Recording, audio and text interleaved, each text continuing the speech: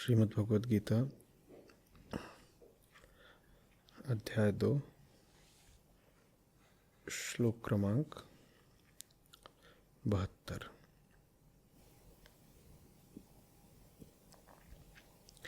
एषा ब्राह्मी स्थितिः पार्थ नैनां प्राप्य विमुह्यते। इस ब्राह्मी स्थिति को पार्थ, यह ही वह ब्राह्मी स्थिति है जिसको पाने के बाद मोह नहीं बचता, जिसको पाने के बाद कोई भी मोहित नहीं हो सकता। स्थित्वास्यामन्त काले अपि ब्रह्म निर्वाणम ऋच्छति। और ये ब्राह्मी स्थिति कोई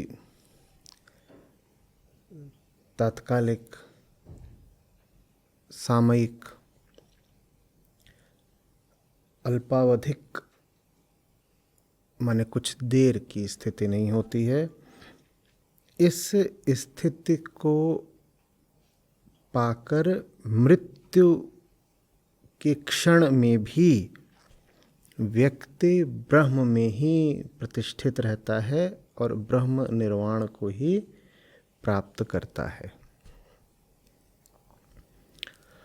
अब आरंभ कर रहे हैं आज ऐशा ब्राह्मी स्थिति है कहकर, तो थोड़ा पीछे जाना पड़ेगा कि किस ब्राह्मी स्थिति की बात कर रहे हैं। तो पिछला ही जो श्लोक था उसमें दो बातें मोटे तौर पर आई थी। कौन उन्हें बताएगा? क्योंकि उनको याद करेंगे तो ही स्मरण आएगा कि ब्राह्मी स्थिति माने क्या। हाँ, कामना वासना विषयों को लेकर के और भीतरी तौर पर अहंता ममता, भीतरी तौर पर अहम और मम और बाहर कामना वासना। और कृष्ण कह रहे थे जो इनका त्याग कर देता है, वो बाहरी जोड़ा भीतरी जोड़ा, इनका जिसने त्याग कर दिया वो किसको प्राप्त होता है? श्लोक ने किसकी बात करी थी? शांति को प्राप्त होता है। ठीक है, तो वहाँ से आगे बढ़ते हुए इस श्लोक को देखा जाना चाहिए। तो एषा ब्राह्मी स्थिति है पार्थ नैनाम प्राप्यम विमुह्यते। तो जो इसको पा लेता है वो फिर मोहित नहीं होता, फिर मोहित नहीं होता। अन्यथा बहुत आसान है मोहित होना, चोट खाना, पछताना और इस कारण एक तरह का विकर्षण अनुभव करना, वैराग्य अनुभव करना और अल्पकाल के लिए चाहे हुए विषय से दूर हो जाना, वो होता रहता है। वैसी दूरी बहुत काम की नहीं होती, वैसी दूरी बस तैयारी होती है पुनः आकर्षित हो जाने की, पुनः मोहित हो जाने की। वो बाहरी बात होती है। बाहर का एक विषय था जो रुचा नहीं, और बाहर के सब विषय ऐसे ही होते हैं जो लंबे समय तक रुच नहीं सकते। एक तरह का सुख, संतोष और शांति तो दुनिया का कोई भी विषय दे सकता है। उसमें और सत्य में अंतर क्या है फिर? अगर दुनिया के सब विषयों में ये सामर्थ्य है कि वो आपको सुख भी दे दें, संतुष्ट भी कर दें, शांत भी कर दें, तो उनमें और ब्रह्म सत्य में अंतर क्या है? वो जो कुछ भी करते हैं अल्पकाल के लिए करते हैं। वो जो कुछ भी कर रहे होते हैं साथ ही साथ उसके विपरीत का भी निर्माण कर रहे होते हैं। यहीं धोखा खाते हैं। ठीक हमें जब लगता है कि कुछ अच्छा हो रहा है, वो अपने पीछे बुराई की तैयारी कर रहा होता है। ठीक तब जब हमें लगता है कि शांति अब उतरी तो अशांति की कोपलें फूट रही होती हैं। संसार का नियम है, यहाँ जो कुछ भी चल रहा होता है उसके साथ साथ उसका विपरीत तैयार हो रहा होता है। किसी भी घटना को दो तरीके से फिर कहा भी जा सकता है। एक तो सामान्य तरीका है जिससे हम कहते ही हैं, उदाहरण के लिए अच्छा समय चल रहा है, ऐसे हम कहते ही हैं। अगर लगता है कि समय ठीक चल रहा है तो ऐसे तो हम अभिव्यक्त करते ही हैं कि अच्छा समय चल रहा है। ज्ञानी इसको दूसरे तरीके से भी बोल करके बात को पूरी कर देता है। वो कहता है अच्छा समय चल रहा है और बुरे की तैयारी चल रही है। जो चल रहा है सदा उसके विपरीत की तैयारी चल रही है। तो ब्राह्मी स्थिति, ब्रह्म सत्य जो सचमुच है, उसकी पहचान ये है कि उसको पाने के बाद मृत्यु के क्षण तक और मृत्यु के क्षण में भी अंत काले अपि वो जो उच्चतम, जो सबसे बड़ा, सबसे भयानक आपको डर सता सकता है, सामने आ सकता है, उस क्षण में भी ब्रह्म निर्वाण से च्युत नहीं होते। उस क्षण में भी अहंता ममता उठकर सामने खड़े नहीं होते। समझ में आ रही है बात? तो ये मत सोच लीजिएगा कि इससे आशय ये है कि जो मृत्यु का क्षण है और वो बड़ा विशिष्ट होता है और मृत्यु के क्षण के उपरांत ब्रह्म निर्वाण होता है। नहीं, पहली बात कही है कि एषा ब्राह्मी स्थिति पार्थ नैनाम प्राप्य विमुह्यते, माने इसको पाने के बाद आप मोहित नहीं होते हैं। तो ये बात कही है आपके जीवन काल के लिए।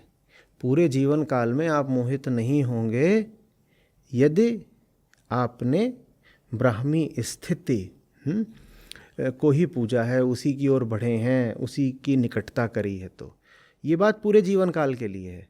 और फिर जिसको हम जीवन काल का अंत कहते हैं उसके लिए भी कह दिया कि ये तो ठीक ही है कि पूरे जीवन काल ऐसा बीतेगा, और अंतिम क्षण जो आता है, जो सबका दिल दहला जाता है, तुम उस क्षण में भी अविचलित रहोगे। और अगर अविचलित नहीं रह सकते हो तो फिर जो अभी चल रहा है वो द्वैत का ही कोई तल है। द्वैत के भी तल होते हैं। निचलों से ऊंचे पर जाने का प्रयास करना चाहिए। निचले तल पर जो होता है व्यक्ति, वो बहुत जल्दी हिल डुल जाता है, कंप जाता है। वहाँ से अभ्यास के माध्यम से आप कहते हो चलो अभी थोड़ा ऊपर जाएंगे, कम कपेंगे, कम डरेंगे, वो ठीक है। उस तरह का आरोह शुभ होता है, लेकिन अंतिम नहीं होता है। कृष्ण यहाँ हमें अंत तक जाने के लिए प्रेरित कर रहे हैं। कृष्ण कह रहे हैं जब जीवन में छोटी मोटी चीज़ें छिनती हैं तो आप रोना कल्पना शुरू कर देते हो। सारी बातें, सारे आदर्श, सारा ज्ञान सब धरा का धरा रह जाता है, याद ही नहीं आता। लगता है कि वो सब अभी निरर्थक हो गया। अभी तो सार्थक बात यह है कि किसी तरीके से जो नुकसान हो रहा है उसको रोको। और नुकसान को रोकने के लिए फिर हम जो कुछ भी करते हैं उसमें ज्ञान सम्मिलित हो बिल्कुल आवश्यक नहीं होता। फिर हो जाता है कि जब ये घड़ी टल जाएगी, जब नुकसान को रोक लेंगे, तब फिर पुरानी बातें करेंगे, पुराने व्यक्तित्व में वापस आ जाएंगे, पुनः ज्ञानी बन जाएंगे। नहीं, कह रहे हैं कि जीवन के साधारण नुकसान हो, चाहे जीवन का जो परम नुकसान हो सकता है वो हो रहा हो, चाहे जीवन में कोई नुकसान हो रहा हो, चाहे जीवन का ही नुकसान हो रहा हो, मृत्यु ही सामने आ गई हो, तब भी अगर तुम अकंप रह गए तब तो बात को समझे हो। नहीं तो अभी सत्य को कोई सिद्धांत ही बना रखा है। ये बातें कि विषयों की तरफ भाग करके शांति सत्य पूर्णता नहीं मिलते, अभी आपके लिए सिद्धांत भर है ये बात। और किसी चीज़ को अपना केंद्र बना लेना और किसी बात को सिद्धांत की तरह पकड़ लेना, ये दोनों बहुत अलग अलग बातें होती हैं। ठीक है ना। आपने किसी चीज़ को अपने ऐसे हाथ में पकड़ा है सिद्धांत बना करके, जब नुकसान आता है ना, चाहे चोट बन के चाहे मौत बन के, तो सबसे पहले आदमी ऐसे करता है। ये दोनों हाथों में सिद्धांत पकड़ रखे थे और सिद्धांत पकड़ के बड़े ज्ञानी हो गए थे।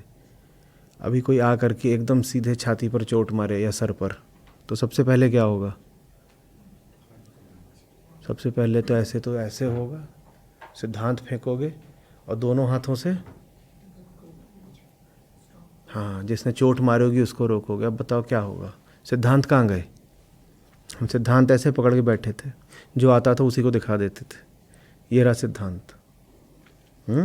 ये भगवत गीता 2 अध्याय 68वां श्लोक, ये लो, ये रहा। वो सब कहाँ था? कहाँ था? मुट्ठी में था। कहाँ था? मुट्ठी में था, हृदय में नहीं था। हृदय में कुछ और था। हृदय में क्या था? अहंता ममता। मुट्ठी में गीता। हृदय में अहंता, मुट्ठी में गीता। पड़ी हृदय पर चोट, और हमारा जो जीवन होता है वो अहंता ममता पर ही चोट मारता है। वही हमारा हृदय होते हैं। उन पर जैसे ही चोट पड़ती है आदमी हाँ हाँ, कहाँ गई गीता? कहाँ गई? विलुप्त, कहीं नहीं है कहीं? कहीं नहीं।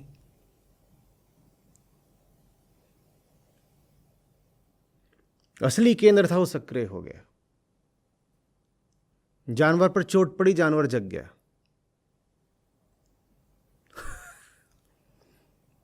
केंद्र किसका था? ममता हंता का।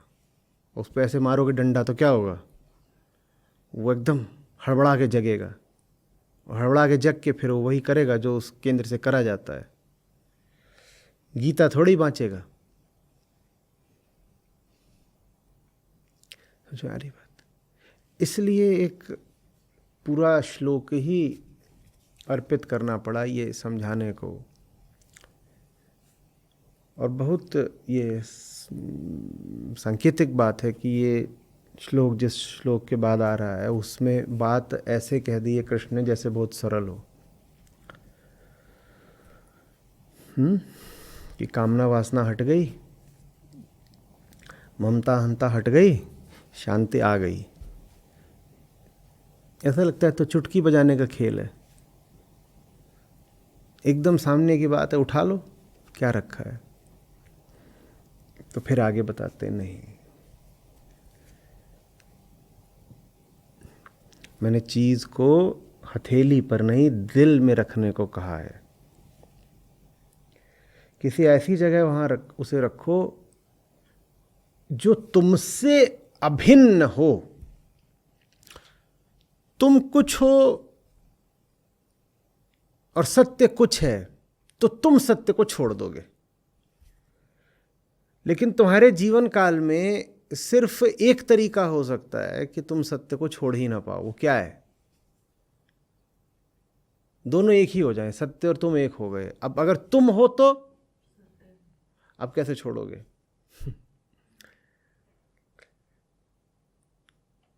ये जो सच्चाई कह लो, बोध कह लो, उसको जो भी कह लीजिए,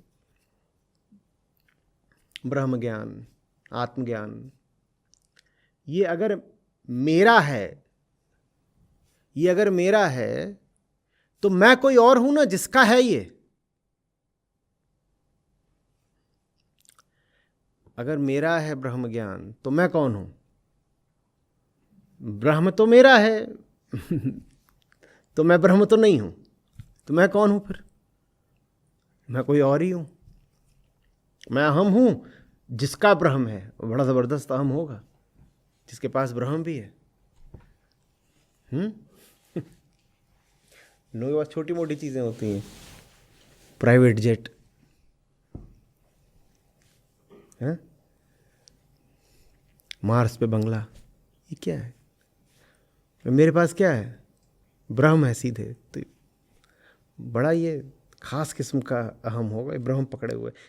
खैर, पकड़े भी हुए है तो इसका है, मेरा है, मैं तो नहीं है ना। अब उस पर चोट पड़ेगी तो खुद को बचाएगा या अपनी चीज़ को बचाएगा? खुद को बचाएगा। और ब्रह्म उसे इतना प्यारा होता है कि अपनी जान पर खेलकर वो ब्रह्म बचा सकता, तो उसने ब्रह्म को हथेली में क्यों रखा होता? अभी तक दिल में ना उतार लिया होता? तुम्हारे जब घड़ी आएगी चुनने की कि खुद को बचाना है या हाथ की चीज़ को बचाना है, तो किसको बचाएगा? खुद को बचाएगा। खुद को बचाएगा, हाथ की चीज़ को उसे त्यागना पड़ेगा ही पड़ेगा, त्यागना पड़ेगा।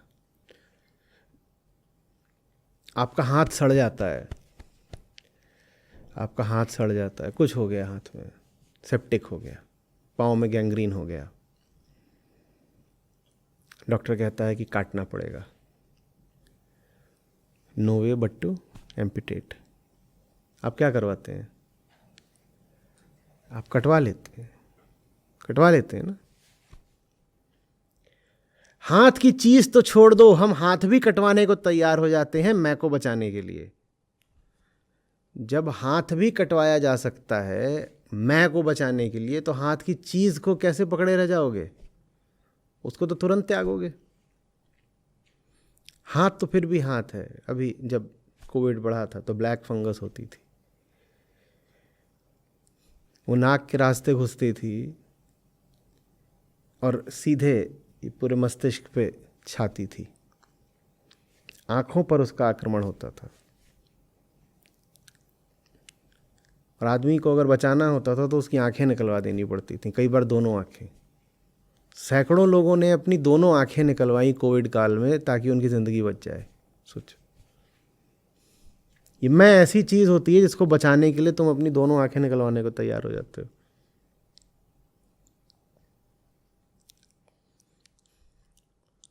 तो ज्ञान की क्या औकात है बताओ ना?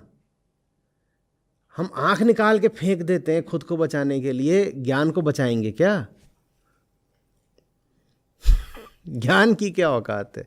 इसीलिए ज्ञानियों पर संत लोग खूब हंसे हैं, बोले ये फिर आ गया।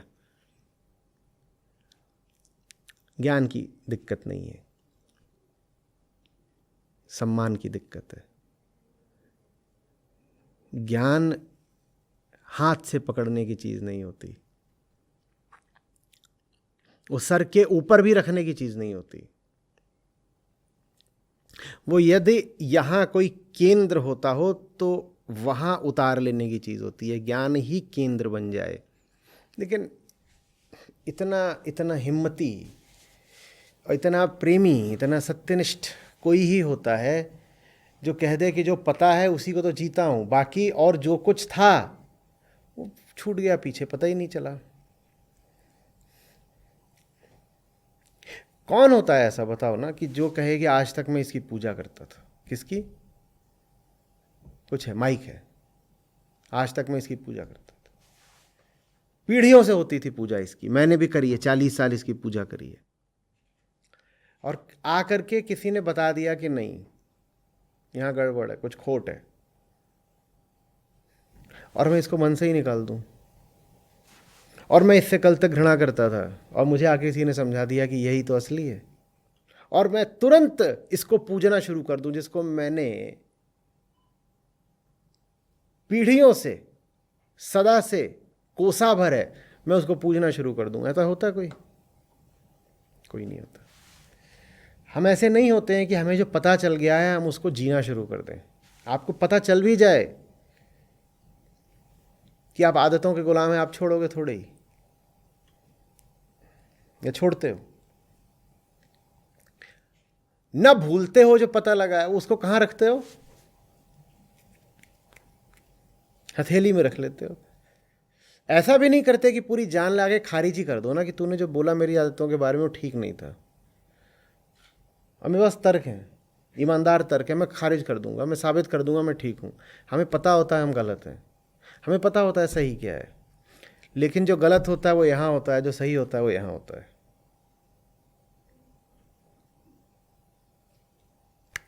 ये इसको नहीं चलाता, ये इसको चलाता है। दिल निकल जाए कोई नहीं जी पाता, हाथ कटा के तो इंसान जी जाता है। और ये तभी तक है जब तक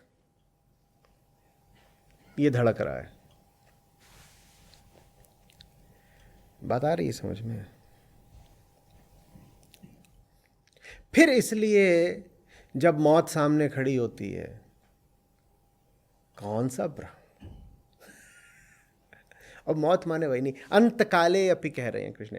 अंतकाल में ठीक है, वो जो शारीरिक अंतकाल है वो तो सम्मिलित है ही, कि जब शरीर समाप्त हो रहा है। मैंने बहुत बार कहा है, उससे पहले जो प्रतिदिन छोटी मोटी मौतें आती रहती हैं, हम उनके सामने नहीं खड़े हो पाते। वो जो आखिरी मौत होगी शरीर की, क्योंकि हम तो शरीर ही मानते हैं अपने आप को, तो शारीरिक मृत्यु होती है उसी को आखिरी मानते हैं। सबसे बड़ी हमारे लिए वही मौत होती है। आपकी और कोई चीज़ मर जाए, आपको लगता है क्या आप मर गए? आपका प्रेम मर गया, आप कहते हो आप मर गए। आपका ज्ञान मृत निकला, वो जान नहीं थी, झूठा था, आप कहते हो क्या मर गए। लेकिन जिस दिन शरीर ढह जाता है उस दिन हम कहते हैं कि मौत हो गई। तो हमारे लिए सबसे बड़ा सदमा होता है। चूँकि वो हमारे लिए सबसे बड़ा सदमा होता है, इसलिए कृष्ण उसका उदाहरण ले रहे हैं। कह रहे हैं फिर जो अंत काल में भी विचलित नहीं होता। बहुत दूर का उन्होंने उदाहरण ले लिया। हमारे लिए उतना दूर का उदाहरण लेने की भी ज़रूरत नहीं थी। कहे कि हमको विचलित करने के लिए अंतकाल की भी ज़रूरत, हम तो यूं ही विचलित हो जाते हैं। यहाँ कौन बैठा है जिसको डराने धमकाने, सत्य से विमुख करने के लिए, कपा देने के लिए, हिला डुला देने के लिए ये बताने की ज़रूरत है कि तू अगले 5 मिनट में मर जाएगा? इतनी इतनी ज़रूरत पड़ती है क्या? है ये तो ऐसा हो गया कि 3 लोग आपस में गाली गलौज कर रहे हो और उनको छितराने के लिए आप न्यूक्लियर मिसाइल छोड़ो।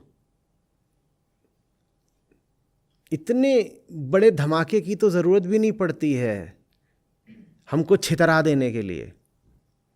हमको छितरा देने के लिए बिल्कुल भी आवश्यक नहीं कि कोई हमें आके बताए कि अगले 5 मिनट में शारीरिक मृत्यु आ रही है। हमारे लिए तो इतना ही काफ़ी है कि वो देख ले भाई, जो सस्ते अमाउंट पे रिचार्ज कराने वाला था वो अगले आधे घंटे तक वैलिड है। वो गीता वीता छोड़ के भागेगा रिचार्ज कराने। अब मैंने बोल दिया, 1000 लोग अभी सुन रहे हैं, इतने में कम से कम 10-20 इधर उधर हो गए होंगे, उन्हें रिचार्ज याद आ गया होगा।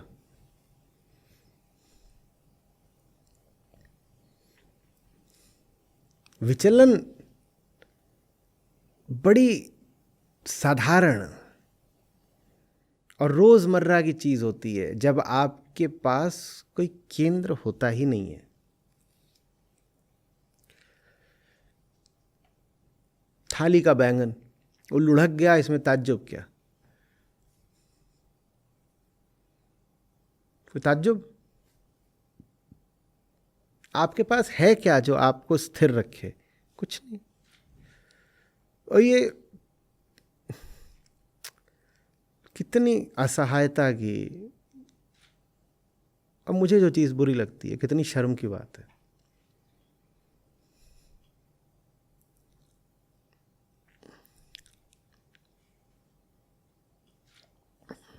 फिर इसीलिए बुद्ध को बोलना पड़ा था हम हैं ही नहीं।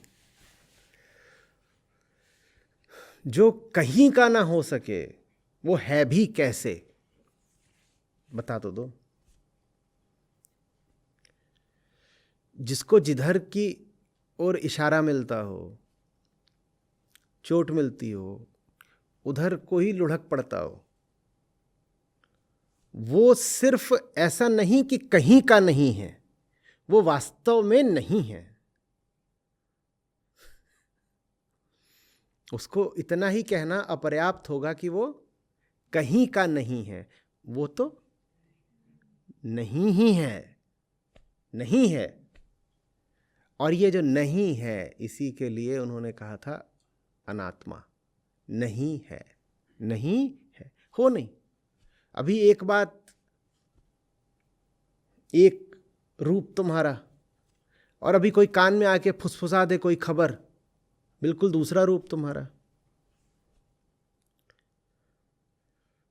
मुझे एक आदमी बताओ जिसके कानों में तुम कुछ भी फुसफुसा दो और वो गीता से नहीं हटे, बताओ। तो फिर हम नहीं हैं। अन्यथा बहुत बड़े धमाके नहीं चाहिए, तो बस कान में आके कोई जरा सा कुछ, उतने में खत्म। कौन सी गीता, कौन सा सत्र, कौन सा भवन, कौन सी जगह, क्या धर्म, क्या मुक्ति।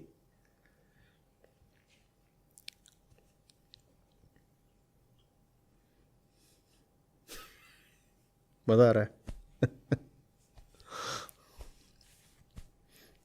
ये हमारा हाल है।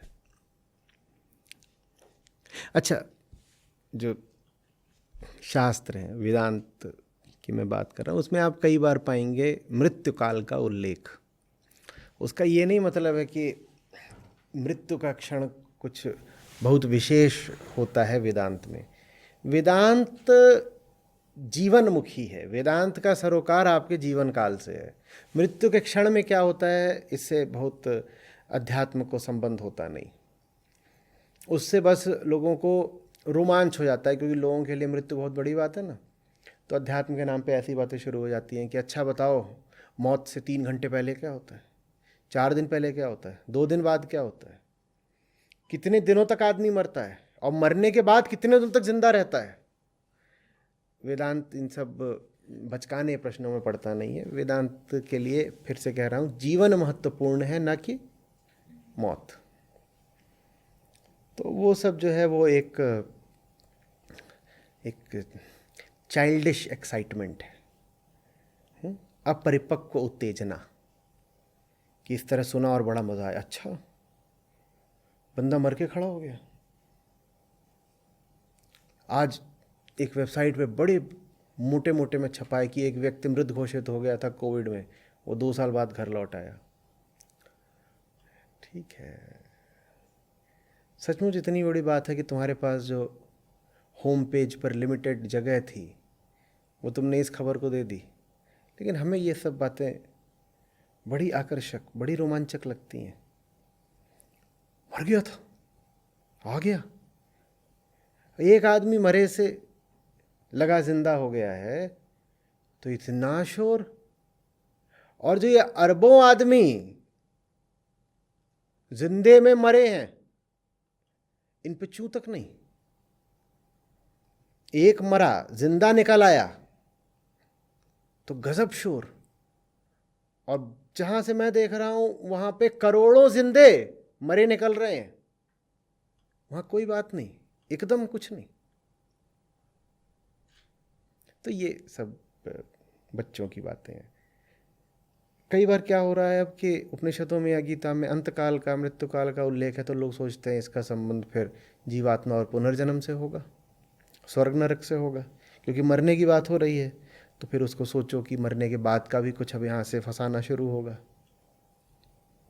ने मृत्यु क्षण की बात कर दी है, तो ये आरंभ है फिर परलोक की कहानी का, कि यहाँ से आगे की बात नहीं है, कोई लेना देना नहीं, एकदम कोई लेना देना नहीं। और अगर कभी मृत्यु काल की बात आप यहाँ पाएँ भी, तो वो सिर्फ आपके संदर्भ में है, क्योंकि आपके लिए जो सबसे बड़ा भय है वो शारीरिक मृत्यु का ही है। तो जब कृष्ण मृत्यु काल की बात करें, अंतकाल की बात करें, तो वो वास्तव में बस आपके सबसे बड़े भय की बात कर रहे हैं, और कुछ भी नहीं, और कोई बात नहीं है। समझ में आ रही है बात? कोई विशेषता नहीं होती है मृत्यु काल में, वरना इस तरह की बातें मन से बिल्कुल निकाल दीजिएगा। कोई मर रहा है, उसको ला करके फलानी बूटी सुंघा देंगे तो उससे उसको अगला जन्म अच्छा मिलेगा, इतना नहीं सस्ता होता मुक्त हो जाना। जिंदगी बंधन में होती है तो मुक्ति भी जीवन काल में ही मिलेगी ना। मृत्यु के बाद कौन सी मुक्ति मिलती है? मौत के बाद क्या है? वेदांत पूछेगा किसके लिए? बोले अरे वो जो मरा, तो बोल रहे पर वो तो मर गया। तो किसके लिए क्या है? बोले नहीं कोई तो होता होगा ना। कुछ नहीं होता। कुछ नहीं होता। कुछ नहीं है जो मौत के बाद हवा में उड़ने लग जाता है शरीर से निकल करके, कुछ नहीं। लोगों ने तो यहां तक करा है कि उस तरह की बातें करने के लिए गीता को भी पकड़ लिया है। बोले होता तो होगा ना, उसी को लेकर के तो कृष्ण कहते हैं कि आत्मा कपड़े बदलती है। तो वही तो होगा जो फुर्र से उड़ता होगा फिर कहीं जाकर के कपड़े बदल लेता होगा। बड़ा शौक है इसको कपड़ों का। अलग अलग रंग के, अलग अलग देश प्रदेश, कपड़े बदलता रहता है। कौन है ये? पता तो करो किसकी बात हो रही है। कहते हैं आत्मा की बात हो रही है। नहीं, आत्मा की नहीं बात हो रही है।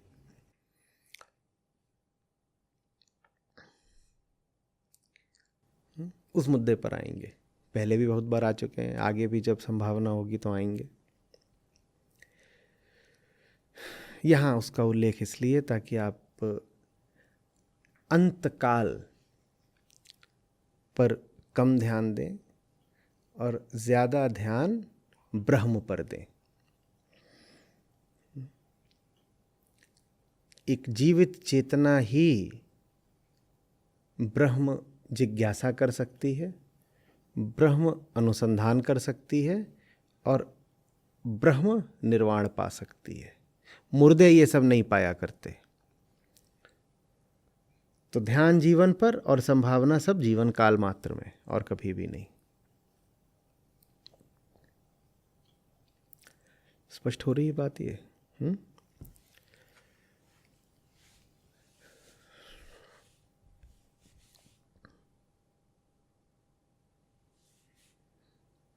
मोह माने क्या होता है?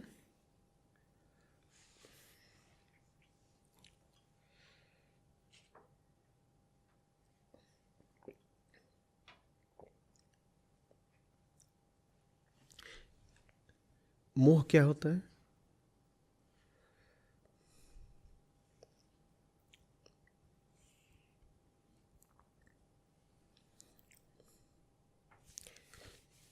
ईशा ब्राह्मी स्थितिम पार्थ नैनाम प्राप्य विमुह्यति। मोह माने क्या?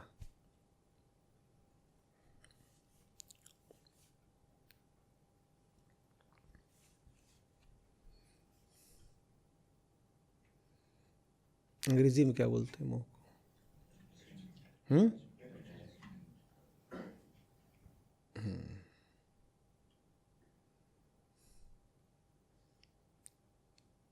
किसी की ओर, किसी विषय की ओर खींचना, खींचे ही चले जाना, ये मोह है।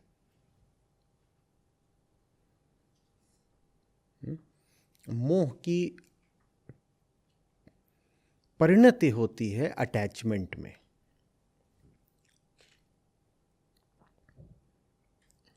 अटैचमेंट एक तरह से मोह का परिणाम है।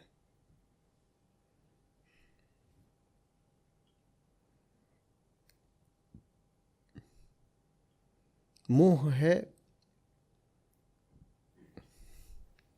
जादू,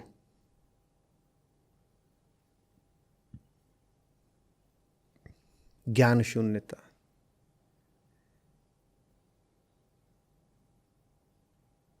जिसमें आप लगभग हिप्नोटाइज हो जाते हो और खिंच जाते हो। जो विषय है सामने, जो मोहित कर रहा है, वही सत्य हो जाता है, माने वही ब्रह्म हो जाता है। तो इसलिए ब्राह्मी स्थिति में मोह का प्रश्न नहीं उठता। मोहित आप बस उस विषय से हो सकते हो जो आपके लिए बहुत बड़ा सत्य बन गया हो। मोह की स्थिति में जो सामने होता है उसकी सत्यता जानने की सुध बचती नहीं है।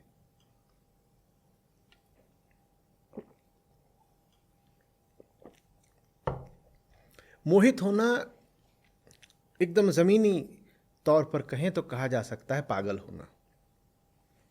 मोहित माने पागल। और हमारी संस्कृति का हाल ये है कि माँ बाप बच्चों का नाम मोहित रख देते हैं।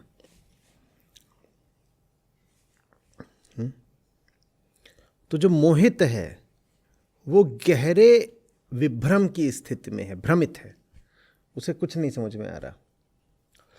उसको ऐसा सा लग रहा है जैसे उसकी सच्चाई उस सामने वाले विषय में निहित है, और सामने वाले विषय की ओर ऐसे भागता है जैसे वो विषय सब कुछ हो। सब कुछ माने पूर्ण, सब कुछ कोई तो पूर्ण बोलेंगे ना, जैसे जो पूर्ण है वो उधर है, वो उसकी ओर ऐसे भागता है।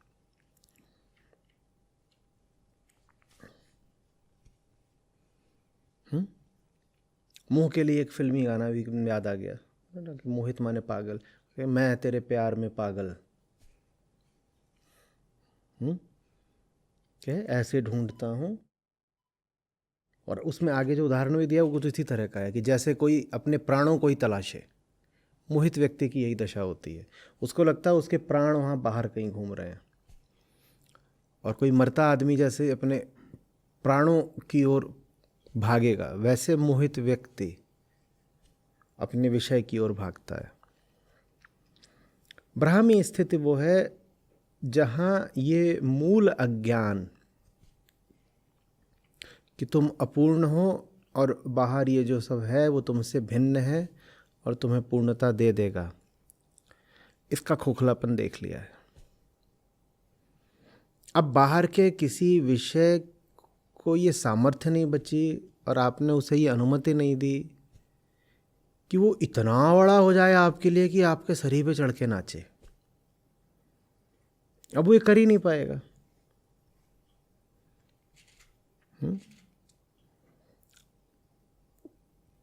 घर को अगर आपने सोने से भर लिया है एकदम, तो बाहर का कचरा उसमें समाने की जगह ही कहाँ बची। अब ये होता है पूर्णता में।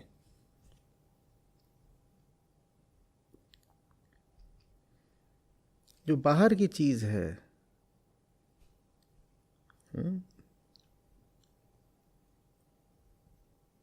दुनिया की कोई भी वस्तु हो सकती है, पसरी हुई है, बिखरी हुई है, बहुत बड़ी कही जाती है, सब उसे बड़े सम्मान और मूल्य से देखते हैं। हमसे ये संभव ही नहीं हो पाएगा कि उसके सामने नमित हो जाएं या उसे अपने ऊपर हावी होने दें।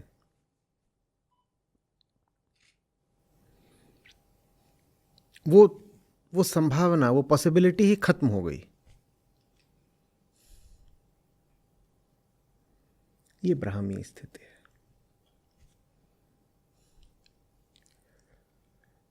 अहम था ना जो किसी के मोह में पड़ता था,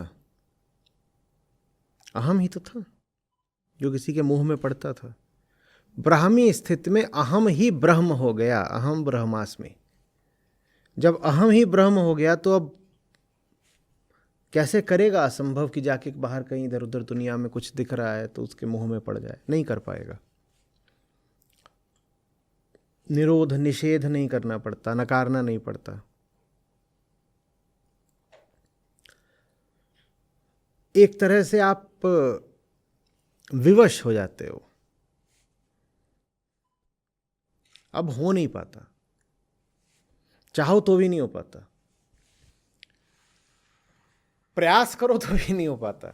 आपको कोई बोले कि चलो फलानी जगह है पर्यटन की, और जो वहां जाता है बिल्कुल भाव विभोर हो जाता है, मंत्रमुग्ध हो जाओगे, एक बार चलो तो आप भी अपने आप को बोलोगे हाँ हाँ कुछ होता होगा, कुछ होता होगा, चलो चलते हैं। जाओगे, सामने खड़े हो जाओगे उस जगह के। अब तुम प्रयास भी करोगे कि तुम्हारे भीतर से रोमांच का कोई भारी भाव उठे, वो उठेगा ही नहीं। वो बताएंगे इससे ज़्यादा खूबसूरत दृश्य पूरे विश्व में नहीं पाया जाता, और ऐसे ऐसे लोगों ने इस दृश्य के बारे में ऐसी ऐसी बातें कही हैं। लोग इस अनुभव के लिए 56 देशों से यहाँ आया करते हैं। आपको हाँ हाँ कुछ होगा, ज़रूर कुछ विशेष होगा, पर वो दृश्य, वो अनुभव आप में वो विशेष स्पंदन अब पैदा ही नहीं कर पाएगा। वो जो विशेष है उसे अब आपने निर्विशेष के लिए आरक्षित कर दिया है। ये तो छोड़ दो कि अब दुनिया आपको उत्तेजित और मोहित कर पाएगी या नहीं। खतरे की बात यह है कि अब आप भी अपने आप को उत्तेजित और मोहित नहीं कर पाओगे। झुंझलाहट होती होगी,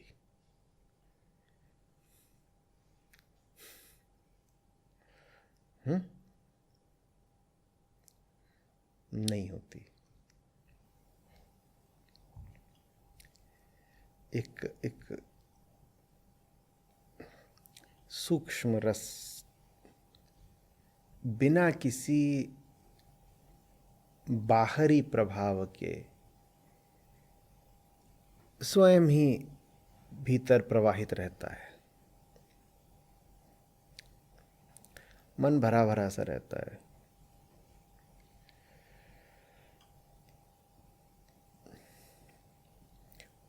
पा लेने का लोभ और टूट जाने का डर, दोनों ही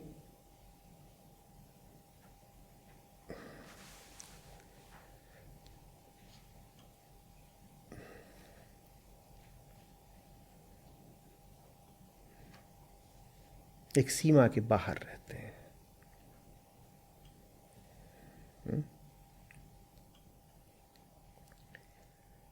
पता नहीं चलता, लेकिन धीरे धीरे स्वतः ही कुछ भी बहुत विशेष लगना समाप्त हो जाता है। फिर आपको एक दिन हैरत होती है, कोई आपको बताता है आपको जीने के लिए बस अब 3 महीने शेष हैं। आपके लिए ये बात भी नहीं विशेष है। इसी चीज को कृष्ण कह रहे हैं, अंत काले अपि। अरे जब पूरे जीवन में ही कुछ अब ऐसा नहीं लगा जो बहुत बड़ा हो कि हाय दैया, तो मौत को भी अब देख करके कैसे बहुत करें ताता थैया। हाँ भाई अभी भी पता चला है कुछ है, 3 महीने का है, बताओ क्या करना है। अच्छा अभी कहीं और जाकर उपचार करा सकते हैं, ठीक है, जाते हैं, प्रयास करते हैं। जो जो चीज़ें करी जा सकती है कर लेते हैं, जब तक ये ही ना बोल दिया जाए कि अब कुछ नहीं हो सकता, अब घर बैठो, तब तक जो जो होगा करेंगे। लेकिन कोई ये चाहे कि हम मुंह लटकाए या सुजाए अब 24 घंटे रोएं, तो वो तो हमसे नहीं होगा। हाँ, तुम ज़्यादा रोओगे तो तुम पे भी चुटकुला और मार देंगे।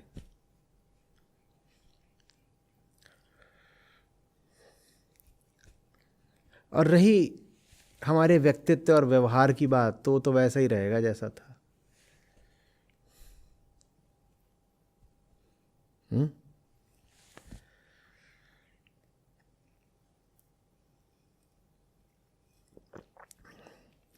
ब्रह्मस्थ व्यक्ति कोई मुर्दा थोड़ी हो जाता, वो तो बड़ा रसीला हो जाता है।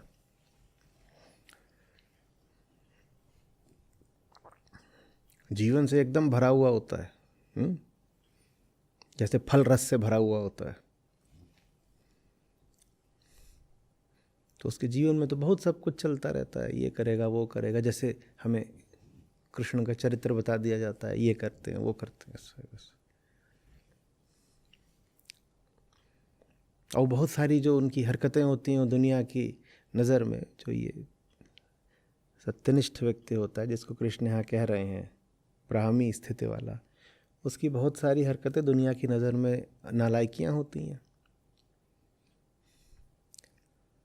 तो अगर वो नालायकियाँ होती भी हैं तो वो अंतकाल में भी चलेंगी।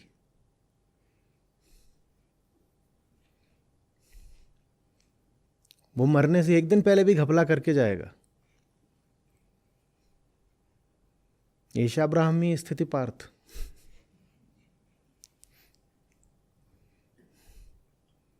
तभी तो पता चला ना कि मौत बड़ी चीज़ नहीं है। अब ये थोड़ी कि मरने वाले हैं तो एक दिन पहले मजमा लगा लिया और ये और वो, और आओ सा मनहूसों मुंह उतार करके।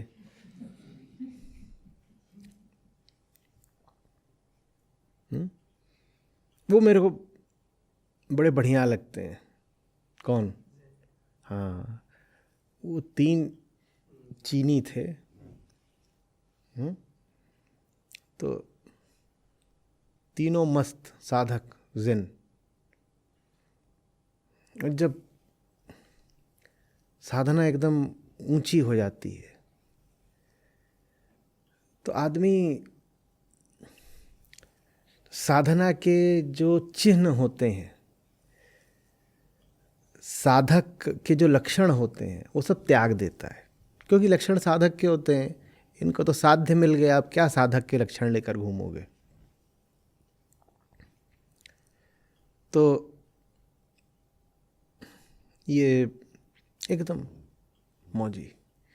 तो ये तीनों क्या करते थे, इनके करने को कुछ नहीं था, तो ये तीनों गांव गांव घूमा करते थे और जाके लोगों को चुटकुले सुनाए, हंसाएं। कोई आए बोले महाराज कुछ ज्ञान दीजिए, तो उसको मस्त एक चुटकुला सुनाया। और कोई बहुत पंडित जैसा आदमी आ गया, सात्विक एकदम, जो जीवन में कुछ भी दूषित ना करता हो, तो उसको गंदा वाला चुटकुला सुनाया। बोले तू ये ले। ये इनका काम था, यही इनकी साधना, यही इनकी सीख। तो ऐसे ही अपना करते रहे, फिर गांव गांव घूमे, चुटकुले सुनाए, कोई खाने को दे तो खाना वाना खाए। एक मर गया। तो अब इसमें आगे 2-3 कहानियाँ मैं सबको मिला ही देता हूँ एक में। मुझे भी क्या पड़ी है कि मैं बड़ी शुद्धता बना के रखूँ कि एक कहानी अलग दूसरी अलग, सबको मिलाओ एक में। तो एक मर गया, तो उसने कहा मरने से पहले भी कुछ कांड तो करना पड़ेगा, ज़िंदगी भर और कुछ करा ही नहीं है हमने, ज्ञान और प्रचार के नाम पे कांड ही करेंगे। तो जब मरने वाला था तो बाकी 2 को कुछ बोला होगा, तुम थोड़ा इधर उधर हो जाओ, एक को बोला होगा जा तू ये कर वो कर, एक को लगा दवाई लेके आ। बीच में किसी ऐसे ही मुन्नू को बुलाया होगा, उसको 10 रुपये दे के बोला जा तू पटाखे लेके आ बहुत सारे। तो बाकी 2 को पता नहीं चला। इस भाई ने मरने से पहले अपने कपड़ों के अंदर बहुत सारे पटाखे छुपा लिए, वो भी छोटे मोटे नहीं, भारी भारी बम और रॉकेट। मैं अपनी ओर से जोड़ रहा हूँ, तो कैसे नहीं जोड़ूंगा। तो मर गया। तो जब मर गया तो जब बाकी दोनों थे तो लगे हाय हाय करके जोर से रोने। तो लोग आए, बोले कि आप लोग तो सिद्ध पुरुष हैं, आप मृत्यु पर कैसे रोक सकते हैं, आपको तो एकदम निस्पृह होना चाहिए ना, अनासक्त। जीवन मृत्यु तो भ्रम मात्र है, आप काय को रो रहे हैं। बोले भाग यहाँ से, थप्पड़ और खाए। बोले जिंदगी भर जिसके साथ हंसते थे, आज अगर वो मर गया है तो रो भी नहीं सकते क्या? तो ये बहुत ऊंची, बहुत मीठी बात है। हमने एक मुर्दा अध्यात्म बना दिया है जिसमें हंसना और रोना, नाचना गाना सब एकदम वर्जित कर डाला है। वो कृष्ण का अध्यात्म नहीं है। तो दोनों खूब रोए। अब इनका साथी चला गया था जीवन भर का, तो रोएंगे ही। रो रो के आंखें सुजा लिए। फिर उसको लेके चले जलाने। तो उसको ले गए जलाए, तो उसमें बम फटने लगे, फुलझड़ियाँ, अनार चक्कर खा रहे हैं, रॉकेट छूट रहे हैं, एक आध रॉकेट आके इन दोनों को लगा। तो फिर इनका जो जैसा पुराने जैसा रिश्ता था वो वापस आया, उसको गाली वाली दी। फिर बोले अब कुछ सहज हुआ रिश्ता, और फिर लगे हंसने खूब।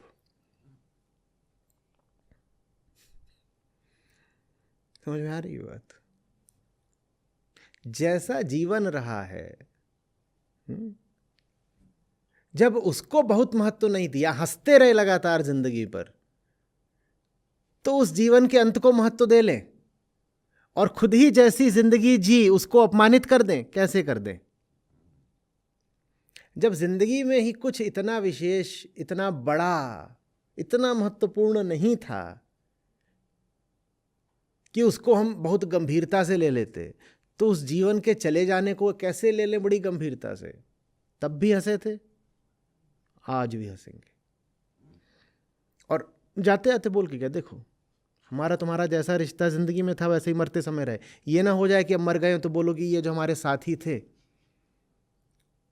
स्वर्गीय, ये बड़े अच्छे आदमी थे। तो देखो तुमने जिंदगी में कभी मुझे अच्छा आदमी नहीं माना, और मैं भी भली बातें जानता हूँ अच्छे आदमी तुम भी नहीं हो, क्योंकि अच्छा बुरा ये सब तो सांसारिक लोगों के लिए होता है। वहाँ ये सब नैतिकता वगैरह बहुत चलते हैं, हाँ, कि किसी को अच्छा बोलो, किसी को बुरा बोलो, और जो मर जाए उसको तो बहुत ही अच्छा बोलो।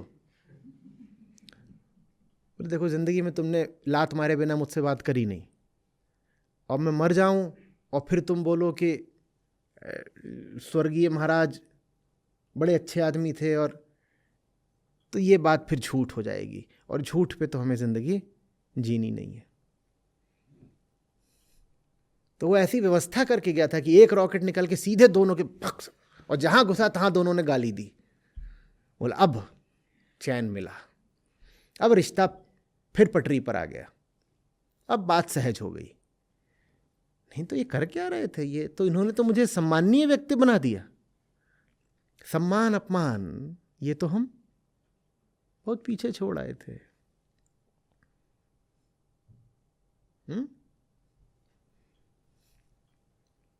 समझ में आ रही है बात? अंत काले अपि, अंत काल में भी जैसे बोला था कि ये नालायक है हमारा यार, वैसे ही जब लाश पड़ी हो उसकी तब भी यही कहना कि मर गया।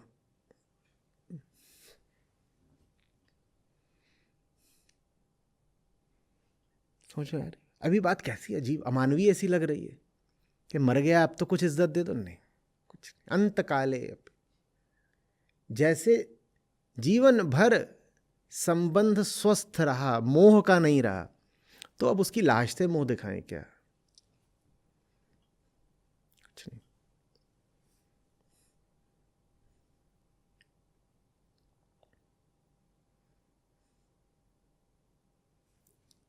कुछ समझ में आ रही है बात?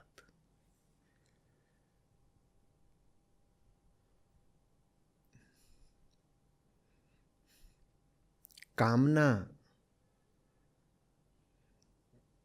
जीवन का जितना ये उच्चिष्ट होता है,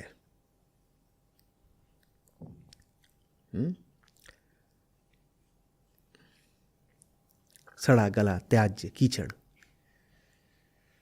इसकी जितनी कम रहती है,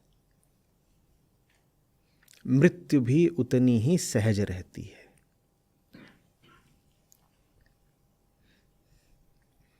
जिंदगी में विषयों से जितने ज्यादा चिपके होगे, मौत के समय जिंदगी से भी उतना ज्यादा चिपकोगे।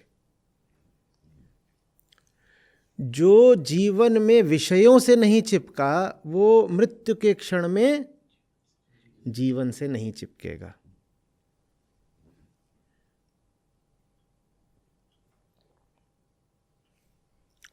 आ रही बात समझ में?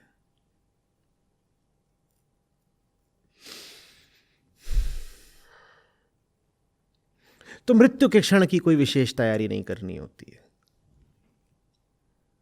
लोगों ने किताबें लिख डाली, how to prepare for death. मूर्खता है। कृष्ण को उन्होंने जाना नहीं, कृष्ण को उन्होंने सम्मान नहीं दिया।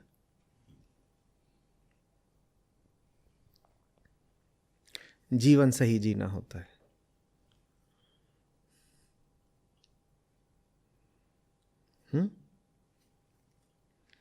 सही जीवन ही सही मृत्यु है।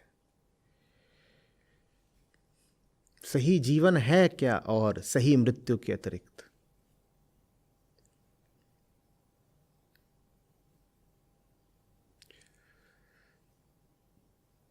जीवन से मरना भला, जो मरे जाने सोए। जो मरना जानते हो वो जानते हैं कि जीवन से मरना भला होता है।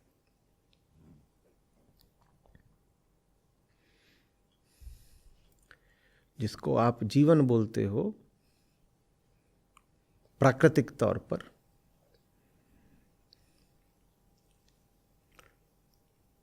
उसी को तो सीखना होता है ना कि कैसे निरंतर अंत पर लाते रहें।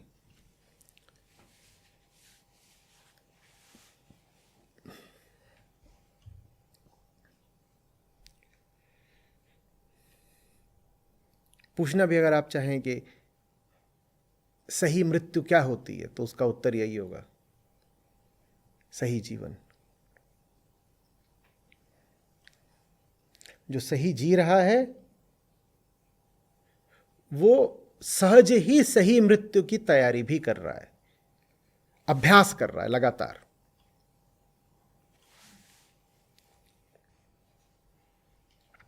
कोई विशेष तैयारी न होती है न काम आती है।